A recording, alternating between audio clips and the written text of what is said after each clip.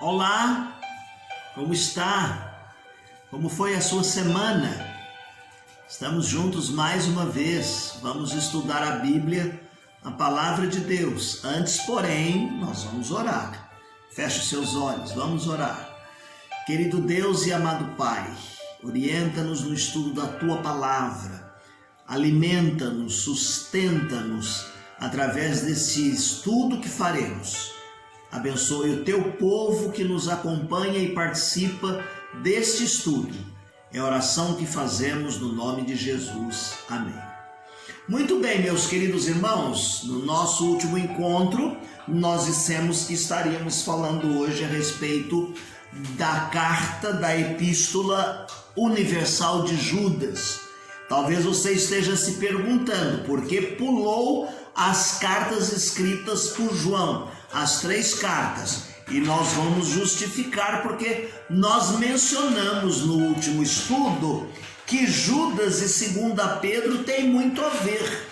O conjunto, há uma proximidade ali nos assuntos que são abordados. Por isso nós preferimos então saltar as cartas de João e ir para a carta escrita por Judas, porque o assunto tem a ver, é como uma continuidade da 2ª epístola escrita por Pedro. Quem escreveu a carta? O texto foi escrito por Judas. A ideia de Judas aqui, o tema dele é escrever em defesa da fé. Olha que diz o verso de número 3. Amados, procurando eu escrever-vos com toda diligência acerca da salvação comum, tive por necessidade escrever-vos e exortai-vos a batalhar pela fé que uma vez foi dada aos santos. Então ele entra aqui com o assunto a defesa da fé. A defesa da fé. Então nós vamos ler alguns textos aqui enquanto estivermos compartilhando o nosso estudo, sabendo que esta carta contém 25 versículos. Algumas pessoas gostam de dizer que tem apenas um capítulo. Para dizer que tem um capítulo é preciso que tenha 1 e 2. Eu prefiro dizer que a carta contém 25 versículos. Então, o autor da carta é Judas e ele se coloca aqui como servo de Jesus Cristo e irmão de Tiago. O Tiago que escreveu a carta que nós já estudamos. Os dois eram irmãos de Jesus, ou poderíamos dizer assim, meio-irmãos de Jesus, porque eles eram filhos de Maria. Então, nós vamos ver aqui que ele não se coloca como irmão de Jesus, ele se coloca como servo de Jesus e irmão de Tiago, que é meio-irmão do Senhor Jesus Cristo. Tá certo? Ele não menciona nenhum parentesco aqui com o Senhor Jesus Cristo na sua carta, mas nós podemos encontrar esse parentesco no Evangelho segundo Mateus 13:55 e em Marcos capítulo 6, o verso de número 3. Então, Judas, irmão de Tiago. Lembrando sempre que não é o Judas os Iscariotes, mas o Judas, o irmão de Jesus, irmão de Tiago. Ele que não reivindica em nenhum momento pertencer ao circo apostólico, tá certo? Mas ele é uma pessoa que teve dificuldades em crer em Jesus. Em crer em Jesus como sendo o vindo de Deus, o Filho de Deus. Nós, quando lemos a história dos irmãos de Jesus, nós vemos que a família de Jesus teve muita dificuldade em aceitar aqui o ministério de Jesus Cristo. Bom, nós vamos ver o fortalecimento desta carta quando ela vem como referência pelos pais da igreja, Tertuliano e Orígenes. Eles fazem referência a esta carta e eles colocam em confronto muitas vezes algumas controvérsias de 2 Pedro, mas eles valorizam esta carta. Qual seria a data desta carta? Há algumas sugestões para datar o texto escrito. Não dispomos de evidência para trazer aqui uma decisão conclusiva, porque muitas pessoas ficam discutindo, ele é mais velho que Jesus, é mais novo que Jesus, e vale salientar aqui que nós vamos encaixá-la no período de 65 a 80 depois de Cristo, tá certo? Então nós vamos trabalhar nesse período aqui desta data. Como nós já fizemos menção, no iniciozinho da carta, ele afirma que ele quis escrever a respeito da salvação comum. Está no verso de número 3. Mas ele percebe que era necessário falar sobre doutrinas para consolidar este assunto, do qual haviam algumas dificuldades nesse tempo, no período da sua vida. Então nós olhamos aqui que algumas crenças infiltradas no seio destas igrejas novas estavam trazendo dificuldades, então era preciso que verdadeiramente a palavra de Deus e os ensinos sagrados fossem defendidos por todos os cristãos. Todos os cristãos. Ele escreveu para um grupo que nós poderíamos dizer assim, ele tinha em mente ao escrever esta carta para os judeus, para os gentios que vivessem em muitas partes ali geograficamente aonde eles estavam existindo. Então esta carta vem, meus queridos irmãos, para que os leitores ali da região da Palestina eles pudessem estar inteirados das verdades bíblicas. Então, quando ele começa escrevendo a respeito da salvação e ele muda o assunto, e ele diz assim que é preciso que as pessoas pudessem entender a fé que uma vez foi dada aos santos, ele está vindo aqui de forma muito forte, porque haviam falsos mestres infiltrados na igreja, que foram entrando sorrateiramente e estavam existindo no seio da igreja. A gente não pode prever quem são as pessoas que estão na igreja. O fulano diz, eu sou da igreja, mas ele é um frequentador. Ele vem esporadicamente. Ou às vezes a pessoa vem se tornar membro da igreja e ela traz alguns ranços ou alguns costumes, hábitos lá de trás que não são praticados na igreja do qual ele vem ser membro. Então estava acontecendo isto lá neste lugar, nesta região. E Judas, assim como Pedro também, eles estão preocupados em trazer a igreja, primeiro, advertir contra e condenar os falsos mestres, porque eles estavam tendo uma forte influência na sua região. Depois ele admoesta os seus leitores a ter um compromisso definitivo e firme com o Senhor Jesus Cristo. E enquanto eu estava estudando a lição e lendo o texto bíblico, eu fico fazendo uma comparação com os dias de hoje. Estamos vivendo dias de dificuldade.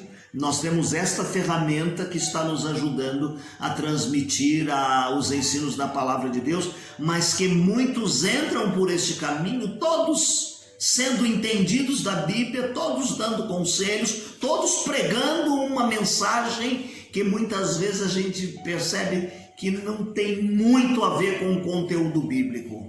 Eu estou citando isso para dizer assim, que estamos vivendo, ao meu ver, a mesma dificuldade daquele tempo. Falsos mestres, falsos ensinos, coisas que desvirtuam do conteúdo da palavra de Deus. Qual seria então a estrutura desta carta de 25 versículos? É composta da saudação, uma ocasião para escrever a carta, a descrição dos falsos mestres, como resistir os falsos mestres e o fechamento, que é a doxologia. Então, o conteúdo desta carta vem com uma saudação, como sempre, uma carta escrita. Hoje a gente escreve e-mails, grava uma mensagem, manda um recado. Naquele tempo era escrito um texto e ele principiava com uma saudação. E nós já falamos a respeito desta saudação, quando ele se coloca aqui como seguidor de Jesus Cristo, irmão de Tiago. Irmão de Tiago. Nesse momento ele vai colocar algumas coisas aqui muito importantes. Ainda que ele não indique designação geográfica, ele faz referência aos seus destinatários como sendo chamados, amados em Deus Pai e guardados em Jesus Cristo. Traga isso para você e para mim agora. Coloque-se aqui nesse lugar e no conteúdo desse texto. Dentro desse texto bíblico, nós somos chamados de amados de Deus Pai. No tempo quando você está vivendo tantos conflitos e dificuldades, parece-me que todo mundo nos abandonou, estamos distantes. Nós somos amados de Deus Pai. Que mais que ele diz assim? Nós somos guardados em Cristo. Somos um tesouro maravilhoso guardado em Jesus Cristo. E nós vamos ver aqui então que nós somos chamados, amados e guardados. Ele diz assim: olha, é preciso que vocês experimentem nesse momento com toda a abundância a misericórdia de Deus, a paz e o amor de Deus em suas vidas. Tá certo? Misericórdia, paz e amor. Cuidado de Deus, a proteção de Deus, uma paz interna dentro dos nossos corações. O mundo pode estar caindo à nossa volta, mas sermos e existirmos pela sustentação do amor de Deus. Quando falamos da ocasião que ele estava escrevendo essa carta, então, e mais uma vez, eu tenho que repetir que o seu tema a princípio era salvação. Ele estava ali para escrever a respeito da salvação, mas aí ele vê que a penetração dos falsos era tão grande que ele muda o foco do seu assunto. E então ele conclama os seus leitores a lutarem em defesa da fé, a defenderem a fé que uma vez foi dada aos santos, a defender a sua fé em Deus, no Deus vivo, através de uma vida piedosa de obediência a Deus. Parece que nós já falamos sobre isso, né? É porque tem muito a ver com a segunda carta escrita por Pedro. Ele vai, meus queridos irmãos, além de conclamar os seus leitores, ele vai descrever os falsos mestres. E ele coloca aqui esses falsos mestres como pessoas impiedosas, ímpios, impiedosos. E estas pessoas estavam sendo condenadas diante de Deus. Por quê? Uma das coisas que eles estavam fazendo era negar o senhorio de Jesus Cristo. Negar o senhorio de Jesus Cristo. Jesus Cristo para eles não era Senhor. Veja que quando nós entrarmos na carta ou nas cartas de João, haverá essa ênfase em um momento em que João diz assim: se alguém vem ter com você e nega que Jesus Cristo é o Filho de Deus, não receba e nem o saúde, nem haja uma saudação. Então, esses falsos ensinos vinham com essa negação de que Jesus não era Senhor. Jesus não era Senhor. O que mais? Ele continua descrevendo os falsos mestres. Ele os coloca ali no verso 5 até o 16 como hereges, como merecedores do julgamento de Deus. E da mesma forma como os judeus, não é, descrentes, ele os coloca aqui. Ele os coloca no mesmo nível daqueles anjos que pecaram. Os anjos caídos estão sob a condenação de Deus. Ele coloca esses falsos mestres e os descreve também como os moradores da cidade de Sodoma e Gomorra, verso de número 5 ao verso de número 7. Ele demonstra que esses falsos mestres eram pessoas arrogantes e elas estavam desafiando a Deus através do seu comportamento. Esses homens viviam uma vida moral perversa. Esses homens eram corrompidos, está no verso de número 8. Esses homens desdenhavam das criaturas angelicais. Há uma parte lá em que ele entra num comentário depreciando o arcanjo Miguel. Você já estudou a respeito dos anjos? Anjos, arcanjos, querubins. Então há uma colocação que ele faz aí a respeito do arcanjo Miguel, que ele entrou numa luta e não repreendeu Satanás por causa do corpo de Moisés. Mas o arcanjo preferiu dizer que Deus deveria tomar as medidas e julgá-los. Do verso 10 ao verso de número 13, ele usa de exemplos históricos do Antigo Testamento para caracterizar esses falsos mestres como pessoas materialistas e imorais. Materialistas e imorais. E ele cita dois exemplos aqui, também do Velho Testamento. Balaão, que está em Números capítulo 22, de 7 a 11, e ele cita também Coré, que está em Números capítulo 16, o verso de número 1. Em quarto e último lugar, como resistir os falsos mestres? Verso 17 até o 23. Ele lembrou aos seus leitores que os apóstolos já haviam alertado a respeito do que viria a acontecer. E ele diz assim que eles deveriam se cuidado com o vazio espiritual dos falsos mestres que virão. Certo? Ele diz aos seus destinatários que como é que eles iriam resistir, fortalecendo-se em oração, obedecendo, verso 20 e 21. E eles também deveriam ajudar os crentes que corriam risco da apostasia e que eles deveriam experimentar da misericórdia e do amor de Deus. Olha, essa carta tem uma mensagem para nós hoje também. Como crente, nós somos chamados a defender a nossa fé. Nós pertencemos a uma grande estirpe de heróis. Não é porque você não leu o seu nome lá em Hebreus 11, mas muitos heróis da fé estão ali e muitos defendem a fé até hoje.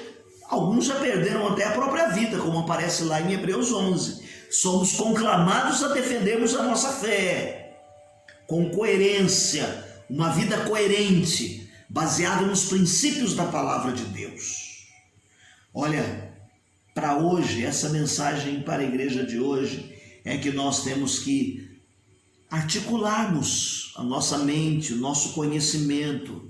Quando formos confrontados, por melhor que seja o sistema de pensamento que venha combater a nossa fé, nós precisamos estar conscientes do conteúdo dela.